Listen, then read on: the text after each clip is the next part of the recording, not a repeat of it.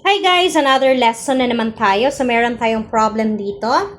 If a train travels at 80 km per hour for 3 hours, how far does it travel? Kapag ganito yung problem natin, ang pinag-uusapan natin dito is about speed, distance, and time. So siguro naman alam nyo na kung ano yung formula sa pag-solve ng ating speed, distance, and time. Kung nakalimutan nyo naman, ganito lang para hindi nyo makalimutan. So, D, S, T.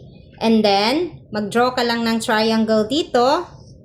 Ayan. So, parang ano lang din siya, percentage. Parang PBR. So, D, S, T.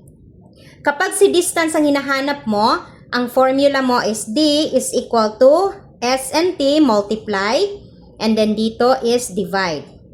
So, si speed multiplied by time. Kapag si speed naman yung hinahanap mo, si distance i-divide kay time. Distance divided by time. Kapag si time naman yung hinahanap mo, so distance divided by speed. Okay? So para hindi nyo makalimutan ang inyong formula, mag-draw lang kayo ng triangle. And then DST, kapag si D ang hinahanap, i-multiply si S at si T. Kapag si S ang hinahanap, i-divide si D at T. Kapag si T naman ang hinahanap, i-divide si D at S. Okay? So, ganyan lang siya kadali tandaan. Para hindi kayo malito kung ano yung gagamitin yung formula. Base dito sa ating example, ang given natin, para hindi tayo malito kung ano yung mga given natin. So, 80 km per hour. So, 80 km per hour. And 3 hours. 3 hours. Okay, so, si 3 hours, ano ito? This is time. Okay? So, time siya. And then, si 80 km per hour, anong tawag sa kanya? Speed. So, si speed siya. So, ibig sabihin, ang hinahanap natin, how far does it travel? Ang hinahanap natin is ang ating distance. Okay, so si distance yung hinahanap natin. So ngayon, isolve na natin gamit ang ating formula na distance is equal to speed multiplied by time. Okay, so ganyan lang siya kadali. Dapat ma-identify mo muna kung ano yung given mo. Pagkatapos, pwede ka nang mag-solve kasi alam mo na kung ano yung formula na gagamitin. Isolve na natin siya. So D is equal to speed multiplied by time.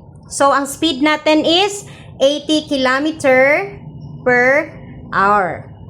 And then, multiplied by the time, ang time natin is 3 hours.